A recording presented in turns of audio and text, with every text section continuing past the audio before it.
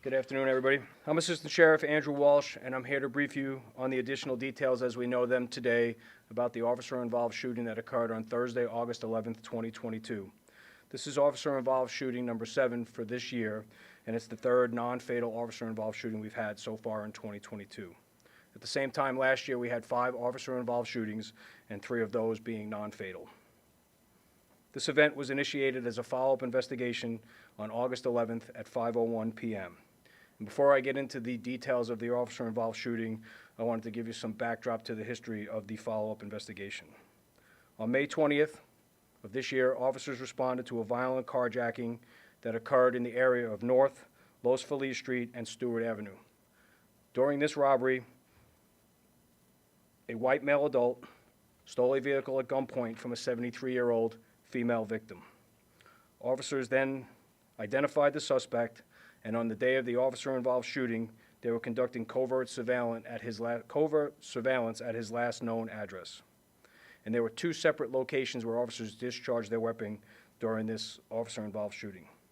The first officer-involved shooting occurred in the area of 5th Street and Craig Road, which is located in North Las Vegas. The second officer-involved shooting location occurred at the 4800 block of West Desert Inn Road in Las Vegas, which is in the Spring Valley Area Command. There were 5 officers that were involved in this officer-involved shooting.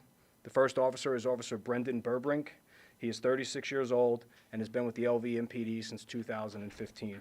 In this incident, Officer Burbrink was armed with a Smith & Wesson M&P 9mm, equipped with a tactical light, and the investigation revealed that he fired 8 rounds. The second officer involved is Officer Christian Maharo. He is 27 years old and has been with the LVMPD since 2021. In this incident, Officer Maharo was armed with a Glock 17 9mm equipped with a tactical light, and the investigation revealed that he fired 4 rounds. The third officer involved in this incident is Officer Alondro Montero. She is 24 years old and has been with the LVMPD since 2021. In this incident, Officer Montero was armed with a Glock 17 9mm, equipped with a tactical light, and the investigation revealed that she fired 8 rounds. The fourth officer is Officer Amanda Montalto. She is 31 years old and has been with the LVMPD since 2017. In this incident, Officer Montalto was armed with a Glock 19 9mm, equipped with a tactical light, and the investigation revealed that she fired 11 rounds during this incident. And the fifth officer involved in this incident is Officer Mark Sayas. Officer Sayas is 35 years old and has been with the LVMPD since 2019. This investigation revealed that Officer Sayas fired 6 rounds during this incident. And all the officers I just named are assigned to the Community Policing Division, and they all work at the Northeast Area Command. In this incident, the suspect was identified as Justin Lee Venegas. Justin is a 40-year-old white male adult. He's approximately 5'5" and weighs about 170 pounds, and he's pictured on the screen to my left. And the investigation revealed that during this incident, Venegas was armed with a Smith & Wesson M&P 9mm pistol, and he also used a stolen white Chevy Avalanche as a weapon when he intentionally rammed one of our canine vehicles. And the investigation revealed that during this incident, Venegas fired a total of 4 rounds. Now, Venegas faces several charges stemming from the officer-involved shooting. I'll read those off to you now. Venegas has been charged with 3 counts of attempted murder with a deadly weapon on a protected person, 1 count of battery with a deadly weapon on a protected person, 1 count of attempted murder with a deadly weapon, 1 count of attempted robbery, 1 count of discharging a firearm at a moving vehicle, 1 count of robbery with deadly weapon, and 1 count of felony evading. Now, stemming back to the May incident, Venegas has been charged with robbery with a deadly weapon with a victim over 60, 2 counts of assault with a deadly weapon with a victim over 60, 2 counts of assault with a deadly weapon, and grand larceny auto. Now, I'll give you the details for the officer-involved shooting. On August 11th, 2022, plainclothes officers were conducting a follow-up investigation at Justin Venegas' last known address in the northeast part of the valley. Officers saw Venegas enter a vehicle and drive out of the area. The air unit was requested to assist in following Venegas as he left the area and drove away.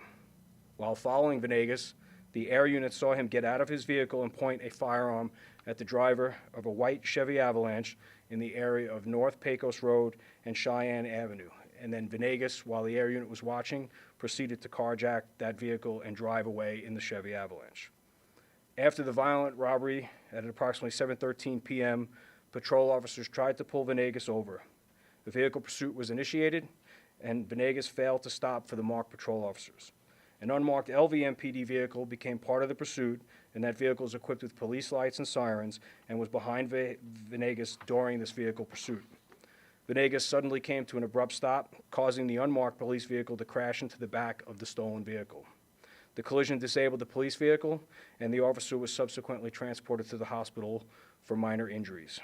Marked patrol units continued to pursue Venegas and attempted a pit maneuver in the area of Craig Road and North 5th Street. And as you know from previous incidents and previous press briefings, PIT stands for the Precision Intervention Technique and is defined as a specific manner of intentional contact using a police vehicle against a fleeing vehicle during a pursuit to cause the fleeing vehicle to come to an abrupt stop, rendering it immobile. Venegas avoided the pit by shooting at officers 2 times with his firearm and striking the windshield of the patrol vehicle. Officer Brendan Burbrink, who was a passenger in the patrol vehicle, fired 5 rounds from his duty weapon through the windshield. Officer Burbrink's rounds impacted the rear of the stolen vehicle. However, Venegas was not struck. After the shooting, Venegas continued to evade officers in the stolen vehicle.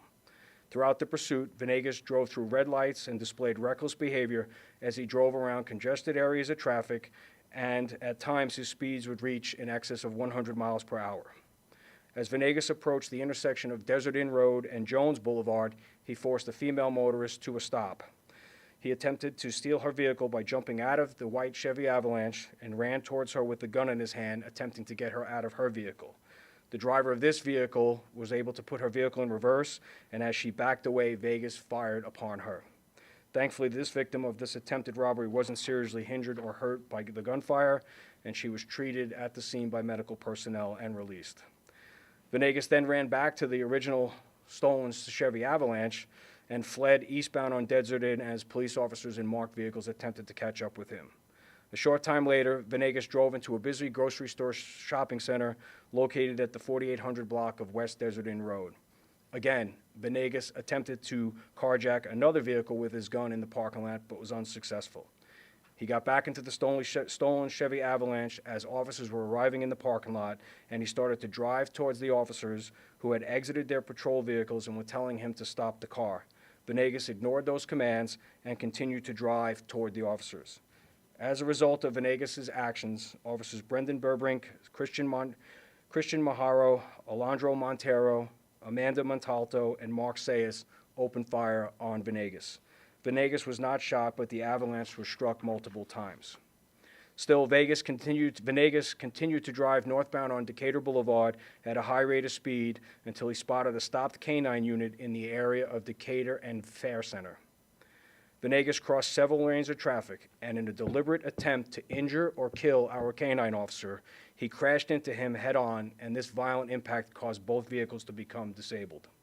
The subsequent investigation revealed that at the time of impact, Venegas was traveling at 67 miles per hour. Arriving officers were able to take Venegas into custody without further incident, and the canine officer was transported to the hospital by arriving units. He has since been released and is home recovering from his injuries.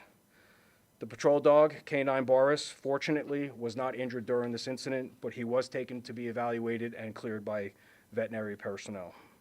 Venegas was also transported to UMC Trauma for his injuries, and he has since been released from the hospital and booked into the Clark County Detention Center. Now, we have a bunch of video to play for you. Some of it is from the air unit, and some of it is from body-worn camera, and we have some video that was actually captured by a citizen that caught the actual collision between Venegas and our canine officer. So this is the original carjacking near Cheyenne and Pecos. Venegas is in the gray car to the right, and that's the white Chevy Avalanche I described. Notified. If we can send a unit over to 562 North Roxella Lane. Copy, we're already on scene, sir. Okay, he's stepping out of the vehicle. He's talking to the, he's trying to jack a car. DC-4. Air 2, I need some units at Pecos and Cheyenne. I've got a suspect that's trying to do a 407 carjacking right now. He's just doing it. The guy's Copy. he's in the car. He's trying to force the driver out. Cheyenne and Pecos. George 2, I'm not letting me. It's going to be a white Chevy Avalanche. He just forced the driver out. I got one unit on my pursuit. We are west on Craig, and the vehicle's slowing down. It looks like he's firing out of the vehicle. He's firing out of the vehicle at our unit. 809 units, back off a bit. Let's give it some space. Let's let the air unit take this. He's firing rounds. Go. You got it. Okay, I got, I'm down one. Try to stay off to the side here. Hit him. Hit him, right here. Oh, shit. Oh, fuck.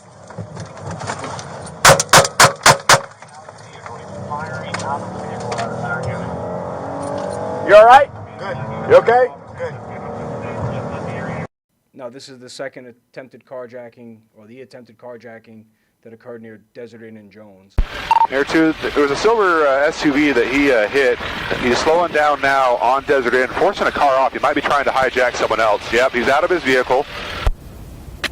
His car's running. He's got a gun pointed at the victim here. It is firing into the victim vehicle. We have to get him stopped. Come on. And deadly force, we need to stop this threat. They're still threatening citizens. And this is as he pulls into the Smith's parking lot. All right, looks like he's pulling into the Smith's parking lot, possibly to carjack somebody else. He's forcing somebody into the parking lot and is into the Smith's parking lot. All right, stop for another vehicle. He's got a gun. He's going to work his way around that vehicle that's continuing through those Smith's parking lot. Everyone get inside the store. Get inside. 380, if somebody has the opportunity to use their vehicle, use your vehicle to take them out if we have to. All right, units. He's parking now in the, if you see where the camper trailer is in the parking lot, he's directly right to the south side of that. Out of the vehicle, running through the complex. His vehicle's moving. Get in here, guys. Minivan. Get right in front of that minivan. He's pounding on the window trying to get in. Get on the ground. All right, get that car blocked in. He's going to get back in it. Get all the way up to the block in if you can. He is shot at civilians, so if we can get that thing blocked in, get it done. All right, control Air 5. Officers we have shots fired again. Shots fired at the vehicle. Watch out for your crossfire, guys. Watch out for your crossfire. Got active traffic there just west of you. No more fire. He's out onto Decatur. Tell those units to keep going. If you see where the camper trailer is in the parking lot, he's directly right to the south side of that. Out of the vehicle, running through the complex. The vehicle's moving. Get in here, guys. Minivan. You're right in front of that minivan. He's standing out on the window trying to get in. Get that car block in. He's going to get back in it. Get all the way up to the block in if you can. He is shot at civilians. So just get that thing blocked in. Get it done. Control Air 5. Officers. Air shot fired. Active traffic there just west of you. No more fire. And this is the vehicle, the video of the K9 collision. The first video will be from the air unit. Major intersection. We've got very light traffic between here and Charleston. Picks up by the freeway. Field description again, please. He does major 401 with our patrol vehicle. Roll 2 medicals for me, please. Major 401 with our patrol vehicle. 444, head on over K9, officer. And this is the citizen footage from a dash cam, is the best way to describe it, that captures the collision with the K9 officer.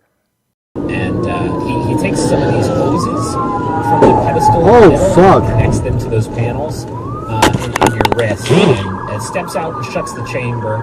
You see him turn a dial, and then all of a sudden, this chamber is like sprayed by all of these different nozzles all around the chamber. And actually, And the last piece of footage we have, this is the K9 officer's body-worn camera footage. To that vehicle. Everybody. Advise Bolden. He's going back into Bolden. We are in Bolden. Air 5, we're continuing through Oakey now. Charleston's going to be our next major intersection. We've got very light traffic between here and Charleston. Field description again, please. fuck. Forrest, you okay? Forrest! And that concludes this briefing. Any questions? Yes, sir. I guess my initial impression here, you've got officers who are continuing to pursue the suspect, bullet holes in their windshield. Of course, the canine officer goes the opposite lane of traffic, eventually ends this pursuit. I guess just comment on the bravery involved in here. Well, I think the videos are a great way for you all to see what our officers do every day and the kind of things that they're confronted with on a daily basis. There's this type of evil that exists out there, and you know, bravery is one way to put it. You know, it's you know, they suit up every day and go out there, and this is what they deal with. There's no other way to put it. Good. Denise? Like a couple of the cars had two people, so, or a few of these trainings, Yeah. and if so, you know, did they do exactly what they were trained to do? Yeah, we had two officers that were in field training that were driving the vehicles in this incident. You could see from, you know, some of the footage that, you know, they're taking direction from their field training officers on what to do. But this does speak to the training that they go through in the police academy and taking stuff that they learn in a very static environment and apply it to this dynamic world that's out there when they get out into field training. And as far as the pursuit goes, I know a lot of times you just choose not to pursue. Is this one of those rare cases where you need it? Yeah, you know, the cornerstone of our pursuit policy is obviously to have supervisory involvement. And from the very beginning, that's what we had on this. And the fact that we're dealing with a very violent person from the crime that occurred back in May, the decision to authorize the pursuit was a sound decision based on the crimes. And then when you see the footage of that bullet going through the windshield of the police vehicle, you watch the footage of him shooting at a citizen who's just driving down the street, and that could be any one of us, right, at any given time. Driving down the street and guy pulls in front of you and jumps out with a gun and starts shooting at you to take your car. So yeah, it's one of those rare occasions where you will see a pursuit that goes as long and as far as this one did, but definitely appropriate under the circumstances in our mission to protect the community. Yes, sir. I mean, a little bit about the dynamic of communication plays in this, because I found it very interesting from the air unit saying back off, shots have been fired at an officer. Tell me how communication plays in. It's a great thing to have, you know, the air unit that we have, and in this incident, the pilots and the operators there in that ship did a great job of, you know, being in charge of the radio and communicating information to officers and articulating what they see to help officers on the ground make decisions. So, you know, we're really advanced when it comes to the technology that the air unit has. So that is key in this incident. And, you know, he was driving at such high rates of speeds that, you know, without the air unit, we clearly would have lost him, and this violent felon would have still been out in the community. So, but the air unit being able to control the radio and give that direction to officers and keep them updated is key, definitely to the our ability to stay with him on this event. Yes, sir. How long had this guy been under surveillance? A couple hours. They had done surveillance the day before at that location, came up with nothing, went back at it the second day, and they'd been there not too long, a couple hours at most when he came out. You know, we'll look at everything from what went into the surveillance and the planning for all of that in part of our critical incident review process. But, you know, at 72 hours into it, it looks like the people that planned that operation and did everything appropriately within our policy to get him into custody. Can you describe the officer's injury?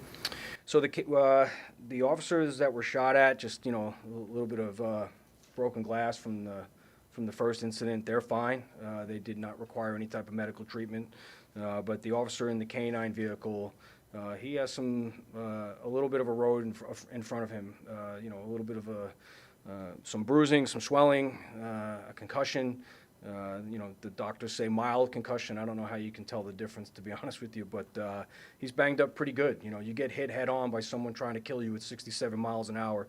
We're very fortunate that we're not burying that officer or the officers that were shot at, and we're not, you know, and the citizen, you know, she has an injury to her arm that, you know, it could be a graze wound, it could be from the glass, it could be a variety of things. So, but I appreciate you asking about our officer, because when you watch the violence that's associated with that collision and you see that video, especially from the ground level, we're lucky. You know, this community was very lucky in this incident. I found it striking when he said, "Boris, are you okay?" He was calling out for the dog. Yeah, the relationship between a canine operator and a handler and his dog, that's been well documented in this community over the years. That is a very special relationship, and hopefully our officer recovers very quickly and can be reunited with his dog soon. The shots that were fired in the parking lot area, were there any stray bullets that went around? No, we're having we know the number of rounds. I just don't know off the top of my head that struck the Avalanche, and you could see from the damage to the front of the Chevy Avalanche that it's going to take some time for us to really get that apart and find all the other rounds that were fired. But no, we're no stray rounds to any of the buildings or anything that was surrounding the area during this incident. So, all right, thank you all very much.